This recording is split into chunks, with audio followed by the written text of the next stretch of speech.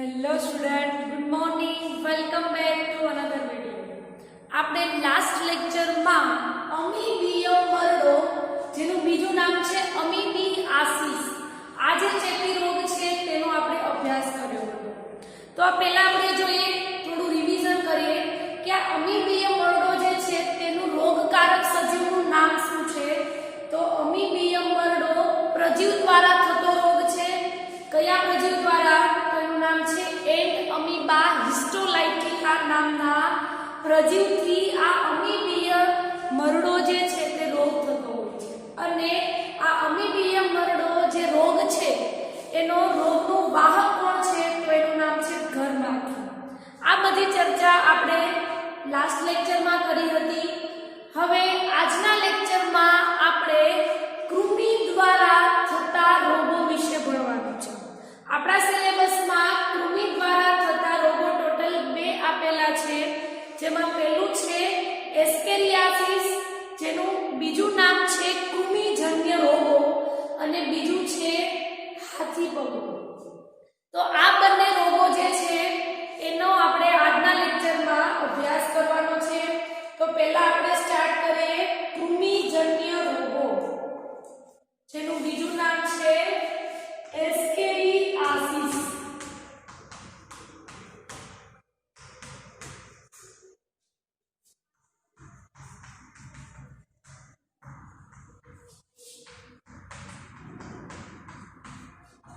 જે રોગોના 2 નામ હોય, બંને નામ યાદ રાખવાના છે. આપણે લાસ્ટ લેક્ચરમાં પણ જોયું હતું, અમીબીય મરડોના પણ 2 નામ છે, આ રોગના પણ 2 નામ છે, એસ્કેરિયાસિસ અથવા તો એનું બીજું નામ છે કૃમિજન્ય રોગ. તો આપણે સ્ટાર્ટ કરીએ રોગકારક સજીવથી.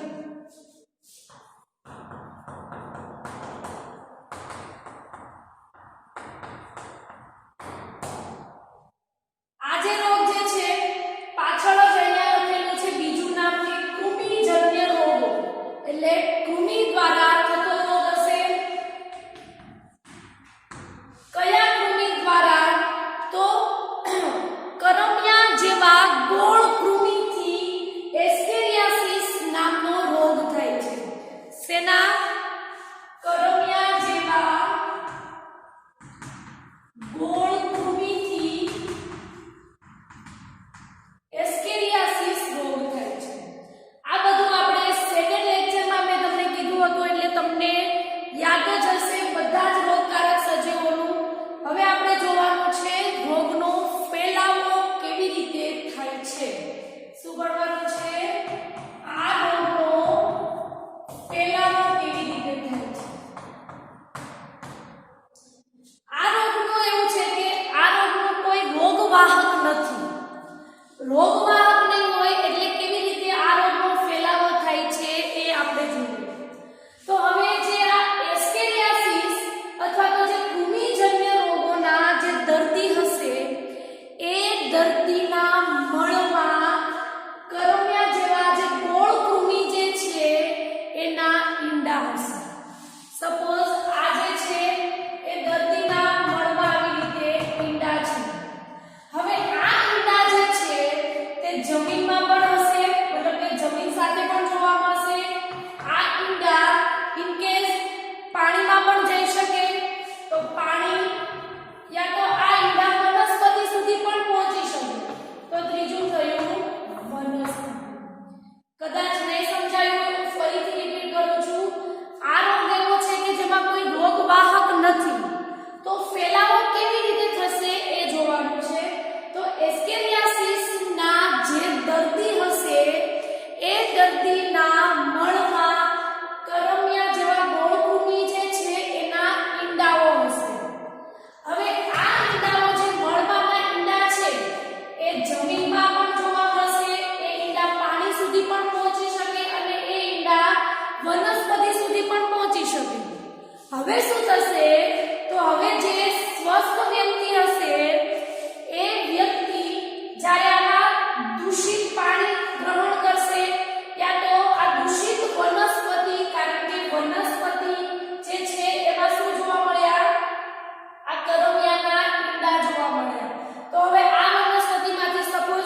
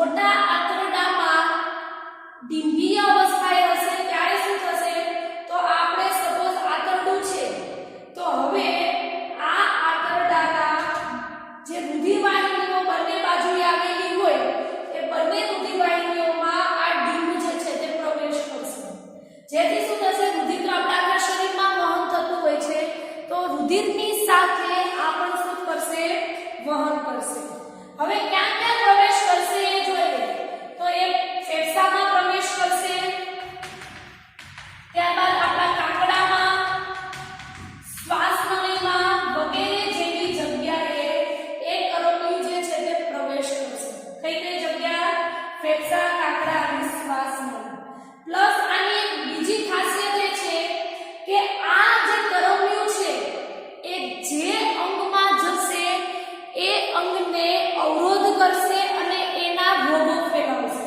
જે કે આપણે એક્ઝામ્પલમાં લઈએ કે સપોઝ એક કરમિયું જે છે એ ફેફસામાં જશે તો એ ન્યુમોનિયા જેવા રોગો સર્જશે કારણ કે ન્યુમોનિયા શેનાથી થતો રોગ છે મતલબ કે ન્યુમોનિયામાં કયા અંગને વધારે અસર થાય છે ફેફસાને કારણ કે શ્વસન માર્ગની બીમારી છે તો એવી રીતે જે પાર્ટમાં જશે એ પાર્ટના રોગો સર્જશે સ્નાયુની અંદર પહોંચશે તો સ્નાયુમાં દુખાવો સર્જશે એવી રીતે જે અંગોમાં જશે એ અંગોમાં અવરોધ પેદા કરશે અને એ અંગોના રોગો એનું નિર્માણ કરશે તો આ એક આ કરમિયાની એક ખાસિયત છે તો હવે એ ફેફસામાં પ્રવેશ કર્યો કાકડામાં જશે યા તો શ્વાસનળી આવા અંગોમાં એ પ્રવેશ કરશે ત્યારબાદ શું કરશે ફરીથી એ નાના આંતરડામાં પ્રવેશ કરશે હવે શું થશે તો નાના આંતરડામાં લાર્વા જે એટલે કે ડીંભ જે છે એ હવે પુખ્ત બનશે શું થશે ડીંભ હવે પુખ્ત અવસ્થાએ પહોંચશે અને ત્યારબાદ હવે શું થશે કે એ પણ ઈંડાઓ મૂકશે અને હવે દર્દીના મળમાં ફરીથી એ ઈંડા જે છે એ દર્દીના મળ સાથે બહાર આવશે અને એ ઈંડા ફરીથી આપણે જે સ્વસ્થ વ્યક્તિ ખોરાક યા તો પાણીના સેવન કરીશું તો એ ઈંડા ફરીથી આપણા શરીરમાં પ્રવેશ કરશે આવી રીતે એનું જીવન ચક્ર જે છે તે ચાલતું હોય છે હવે આપણે જોવાનું છે રોગના લક્ષણો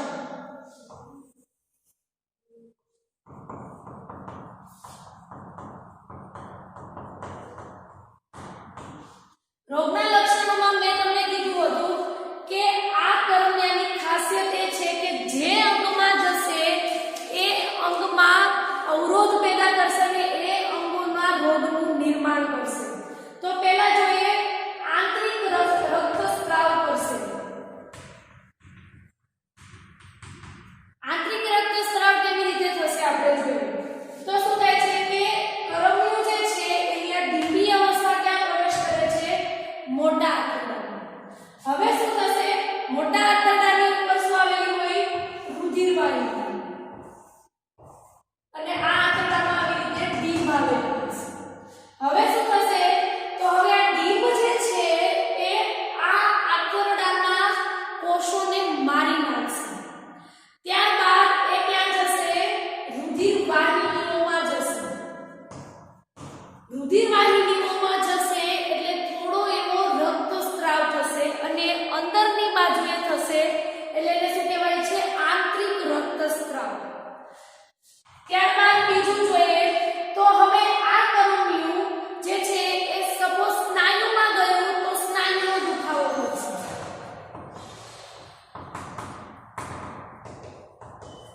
એનિમિયા જેવા રોગો પણ કરશે ત્યારબાદ ચોથું છે કે તાવ જે છે એનું નિર્માણ કરશે અને આંત્રમાર્ગમાં અવરોધ પેદા કરશે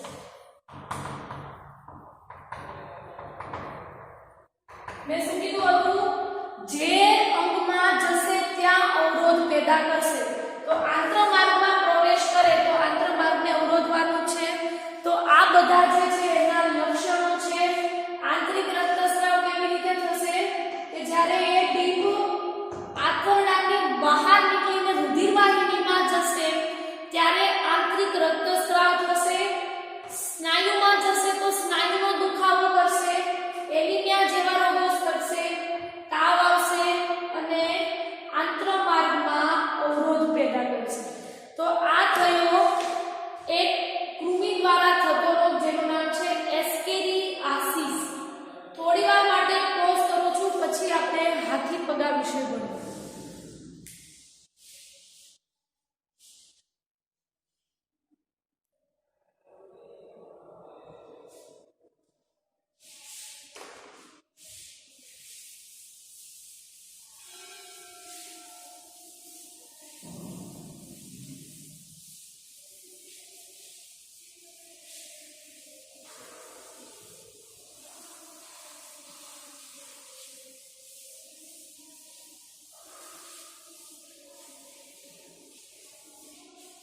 બધા રોગો સરખા વાંચજો, કારણ કે બધા રોગો ભેગા થશે એટલે કન્ફ્યુઝન ના થઈ જવાય કે કયા રોગના લક્ષણો કયા છે, કયા રોગનો કયો ફેલાવો કેવી રીતે થાય છે.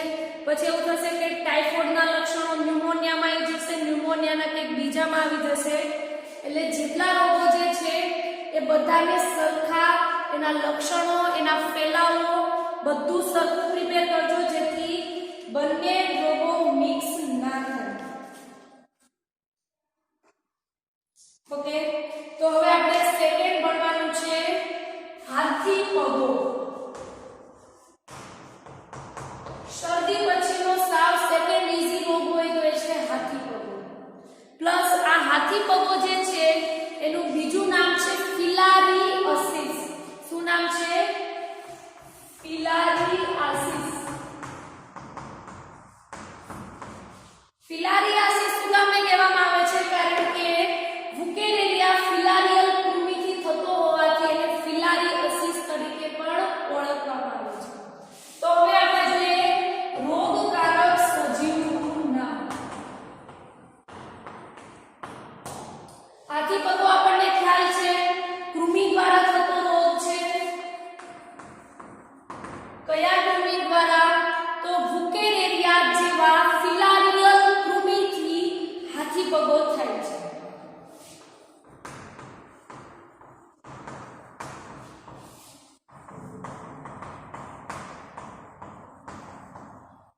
હવે તમને જે રોગનું નામ છે એ ઉપરથી જ વર્ડ ઉપરથી જ મીનિંગ છે કે જે વ્યક્તિને હાથી પગો થશે એના પગ જે છે એ હાથીના પગ જેવા સાઈઝમાં, કદમાં મોટા થઈ જશે, એટલા માટે એને હાથી પગો કહેવામાં આવે છે. હવે આપણે જોવાનું છે રોગનો ફેલાવો કેવી રીતે થાય છે.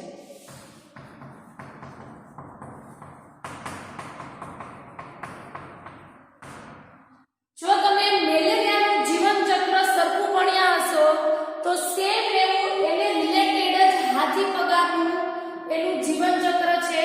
તો મેલેરિયાનું જીવન ચક્ર એનું કદ સરખું જોઈ લેજો એટલે તમને હાથી પગો ઈઝી લાગશે. તો આપણે જોઈએ કે આ જે ફિલારિયલ કૃમિ છે એ ફિલારિયલ કૃમિને પોતાનું જીવન ચક્ર પૂર્ણ કરવા બે યજમાનની જરૂર પડે છે. સેમ આપણે મેલેરિયાને યાદ કરીએ તો એમાં પ્લાઝ્મોડિયમ નામના પ્રજીવને પોતાનું જીવન ચક્ર પૂર્ણ કરવા કેટલા યજમાનની જરૂર પડતી હતી? બે યજમાનની. સેમ એવું ફિલારિયલ કૃમિને પણ પોતાનું જીવન ચક્ર પૂર્ણ કરવા બે યજમાનની જરૂર પડે છે. કયા બે યજમાન આપણે જોઈએ? ફિલારિયલ કૃમિને પોતાનું જીવન ચક્ર પૂર્ણ કરવા બે યજમાનની જરૂર પડે છે. સેમ બે યજમાન જેવા મેલેરિયામાં હતા એ જ યજમાન અહીંયા હશે. પહેલું છે મનુષ્ય, જે પ્રથમ યજમાન છે, અને બીજું છે મચ્છર. હવે એમસીક્યુ માટે અહીંયા કન્ફ્યુઝ ના થવાય એ ખાસ ધ્યાન રાખજો. મેલેરિયામાં બીજું યજમાન મચ્છર જ હતું, પણ કયું હતું? માદા એનાફિલિસ મચ્છર. અને અહીંયા હાથી પગામાં બીજા યજમાનનું નામ છે મચ્છર, પણ મચ્છરની જાતિ બીજી છે. એમાં છે ક્યુલેક્સ મચ્છર.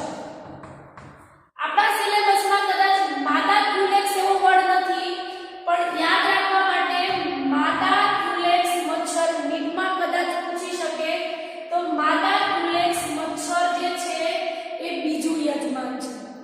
હવે અહીંયા યાદ રાખવાનું છે કારણ કે સેમ માદા એનાફિલિસ મચ્છર એ મેલેરિયા રોગ માટે છે. અહીંયા માદા ક્યુલેક્સ મચ્છર.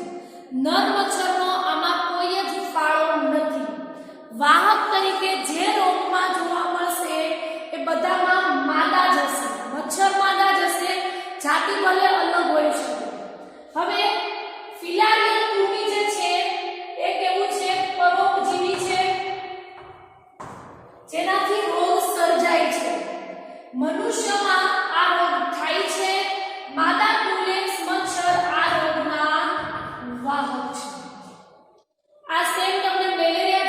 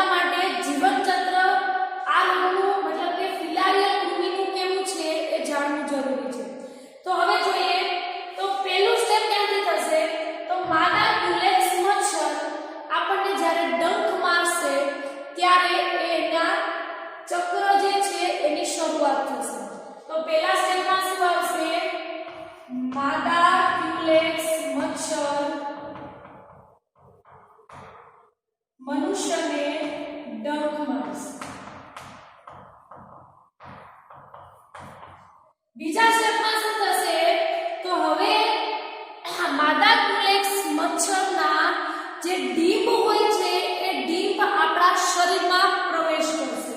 તો બીજા સ્ટેપમાં ડીંભ આપણા શરીરમાં પ્રવેશ કરશે. પ્રવેશ કરીને કયા અંગમાં જાય છે એ જાણવું જરૂરી છે. તો હવે આપણા શરીરમાં પ્રવેશ કર્યા બાદ એ કયા અંગમાં જશે તો એ છે લસિકા ગાંઠ. આ લસિકા ગાંઠમાં એ પ્રવેશ કરશે. અહીંયા જીવન ચક્ર આખું યાદ ના રહે તો કઈ નહીં, પણ આ પણ યાદ રાખવો ખાસ ઇમ્પોર્ટન્ટ છે. ફરીથી રિપીટ કરું છું, એનું જીવન ચક્ર તમને કદાચ યાદ નહીં રહે તો ચાલશે, પણ આ માદા ક્યુલેક્સ મચ્છર જ્યારે મનુષ્યને કરડે છે ત્યારે એના ડીપ લસિકા ગાંઠમાં પ્રવેશ કરે છે એ યાદ રાખવું ખાસ જરૂરી છે. ત્યારબાદ હવે શું થશે તો લસિકા ગાંઠમાં પ્રવેશ કર્યો, ત્યારબાદ લસિકા ગાંઠમાં જ એનું ફલન થશે. ફલન થયા બાદ એનો વિકાસ થશે. હવે શું થશે તો હવે કોઈ નોર્મલ માદા ક્યુલેક્સ મચ્છર આવશે. એ નોર્મલ માદા ક્યુલેક્સ મચ્છર જ્યારે આ હાથી પગાના દર્દીને જ્યારે ડંખ મારશે એટલે શું થશે કે આ જે ફલન અને વિકાસ થયેલા જે ડીંભ છે એ ડીંભને બધો પ્રવેશ ક્યાં થશે એ માદા ક્યુલેક્સ મચ્છરમાં થશે. સેમ મેલેરિયામાં શું થતું હતું કે જે મેલેરિયાના દર્દી હોય એને મચ્છર માદા એનાફિલિસ મચ્છર ડંખ મારશે તો શું થતું હતું જન્યુઓ એના આંતરડામાં પ્રવેશ કરતા હતા. સેમ એવું અહીંયા થશે કે ફલન અને વિકાસ થઈ ગયા બાદ શું થશે કે માદા ક્યુલેક્સ મચ્છર ડંખ મારશે હાથી પગાના દર્દીને તો શું થશે એ બધા જે ડીંભી અવસ્થાના ઈંડા ને બધું જે છે એ મચ્છરમાં પ્રવેશ કરશે અને બીજો બધો વિકાસ જે છે એ હવે મચ્છરની અંદર થશે અને સેમ પાછું એ અન્ય મનુષ્યને ડંખ મારશે. આવી રીતે એનું જીવન ચક્ર ચાલ્યા કરતું હોય છે. ક્લિયર અહીંયા સુધી? હવે આપણે એ જોવાનું છે કે આ રોગના લક્ષણો શું છે. તો રોગના લક્ષણો આપણે ભણીએ એ પહેલા એનું જીવન ચક્ર જો તમારે લખવું હોય તો થોડી વાર માટે પોઝ કરું છું, પછી આપણે એના રોગના લક્ષણો જોઈએ.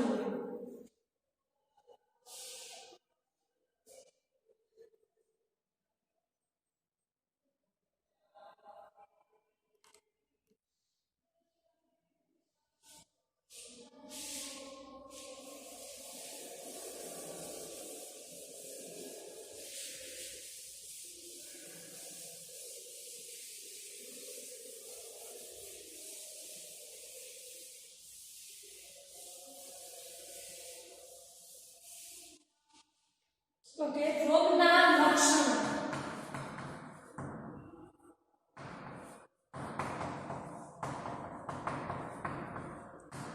રોગના લક્ષણોમાં આપણે એવું લખવાનું કે પગ હાથી જેવો થઈ જશે. આપણે જોવાનું છે કેવી રીતે થાય છે. તો પહેલા આપણે જોઈએ કે જ્યારે નોર્મલ દર્દી હશે કે જેને હાથી પગો નહીં થયો હોય, આપણે એનો પગ ડ્રો કરીએ. આખો ડ્રો નથી કરવાનો, માત્ર લસિકા ગાંઠ અને જનનાંગનું કરવાનું છે.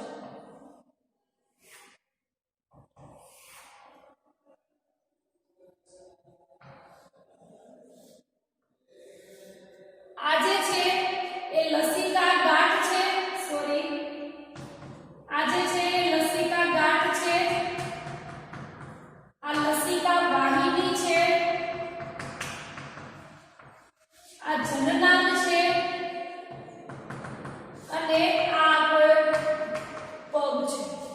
હવે શું થશે તો હવે કોઈ માદા ક્યુલેક્સ મચ્છર મનુષ્યને ડંખ મારશે, ત્યારબાદ એ મચ્છર જે છે તે એના ડીપ આપણા શરીરમાં પ્રવેશ કરશે અને એ મચ્છર ક્યાં પ્રવેશ એના ડીપ ક્યાં પ્રવેશ કરે છે લસિકા ગાંઠમાં. આ ગરમિયા જેવા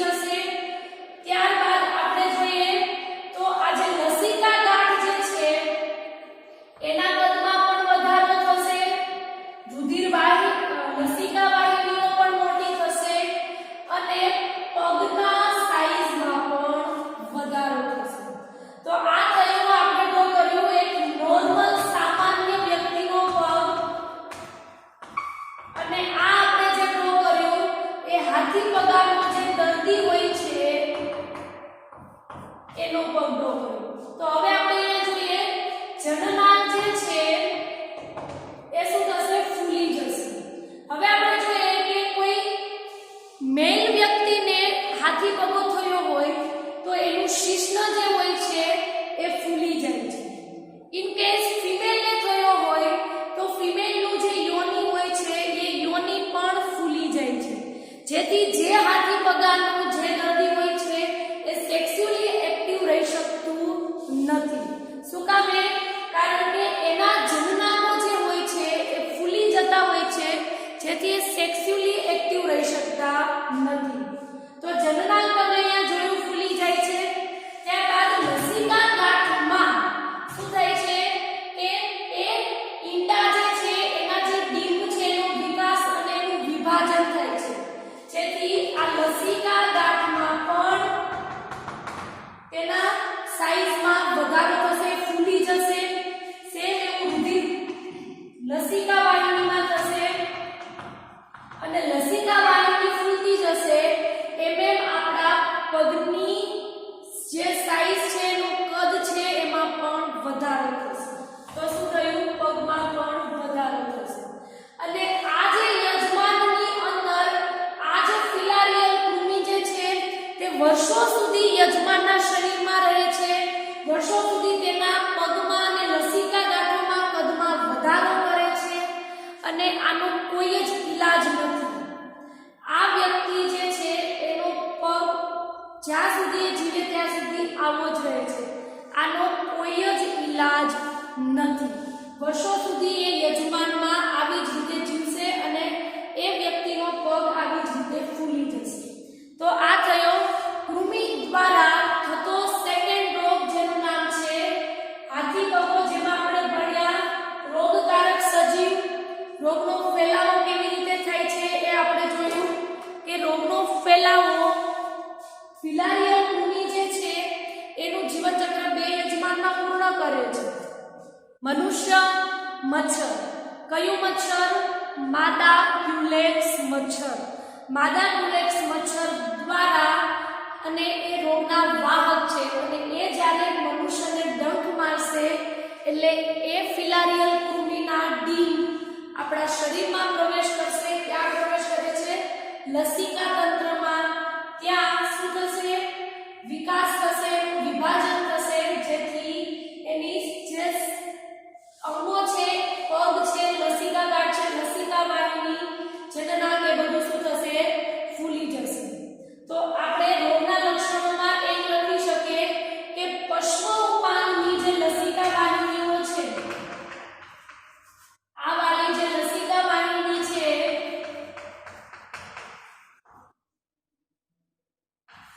એમાં દીર્ઘકાલીન સોજો રહે છે.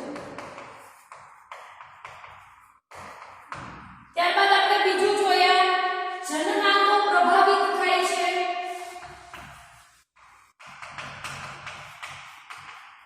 જેમાં મેં કીધું કે જો મેલ વ્યક્તિ હશે હાથી પગાની તો એના શિશ્ન પહોળું થાય છે, એટલે કે ફૂલી જાય છે.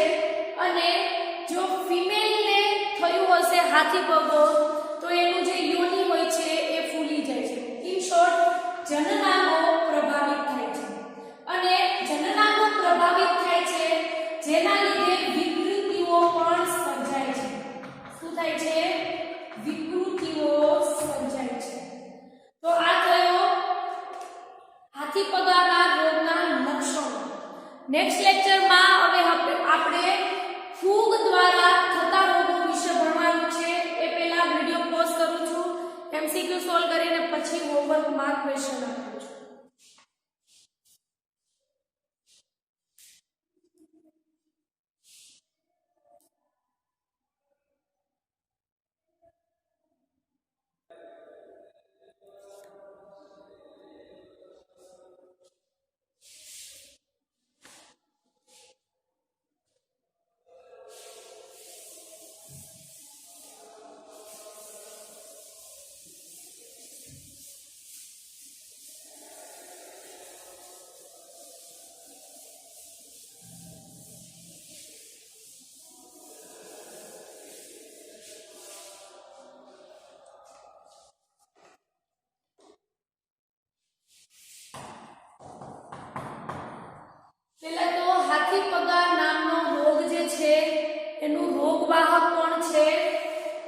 મચ્છર, પણ કયું મચ્છર? માદા ક્યુલેક્સ મચ્છર. તો આપણે અહીંયા આખું લખીએ માદા ક્યુલેક્સ મચ્છર જે છે એ આ રોગનું વાહક છે. ત્યારબાદ જે મચ્છર મનુષ્યને આ માદા ક્યુલેક્સ મચ્છર મનુષ્યને ડંખ મારે છે તો એના ડીમ કયા અંગમાં પહોંચે છે?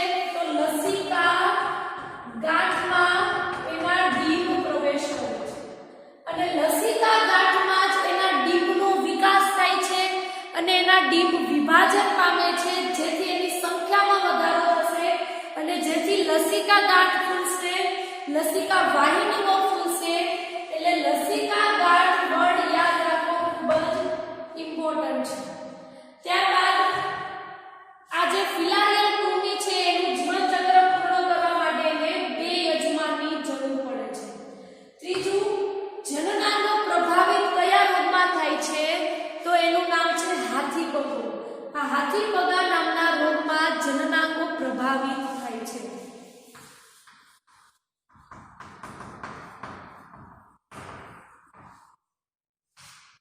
ક્લિયર અહીંયા સુધી? હવે આપણે હોમવર્ક જોઈએ.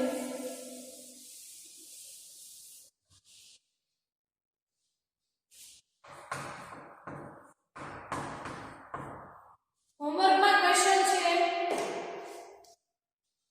હાથી પગો અને બીજું છે એસ્કેરિયાસિસ. બંને રોગ એક વાર લખવાના છે. હવે એ યાદ રાખવાનું છે કે એવી રીતે ડાયરેક્ટલી એક્ઝામમાં કદાચ ના પણ પૂછી શકે કે હાથી પગો સમજાવો, એ તો એસ્કેરિયાસિસ રોગ વર્ણવો, એવી રીતે ના પણ પૂછી શકે. એવી રીતે પણ પૂછી શકે કે કૃમિ દ્વારા થતો રોગ કોઈ પણ એક સમજાવો. 4 માર્ક્સમાં પૂછે તો બંને પણ પૂછી શકે કે કૃમિ દ્વારા થતા રોગો સમજાવો. તો એ બધા રોગોના રોગકારક સજીવનું નામ શું છે એ યાદ રાખવું ખાસ જરૂરી છે. યા તો અધરવાઇઝ હજુ પણ અલગ રીતે પૂછી શકે કે ન્યુમોનિયા છે જે સ્ટ્રેપ્ટોકોકસ ન્યુમોની અને હિમોફિલસ ઇન્ફ્લુએન્ઝી નામના બેક્ટેરિયાથી થતો રોગ છે. તો એવું પણ પૂછી શકે કે સ્ટ્રેપ્ટોકોકસ ન્યુમોની અને હિમોફિલસ ઇન્ફ્લુએન્ઝી દ્વારા થતા રોગો વર્ણવો. યા તો સાલ્મોનેલા ટાઇફી દ્વારા થતો રોગ સમજાવો. તો આ બધી રીતે પૂછી શકે છે રોગો, એટલે બધી રીતે આપણે યાદ રાખવા જરૂરી છે. હવે આપણે નેક્સ્ટ લેક્ચરમાં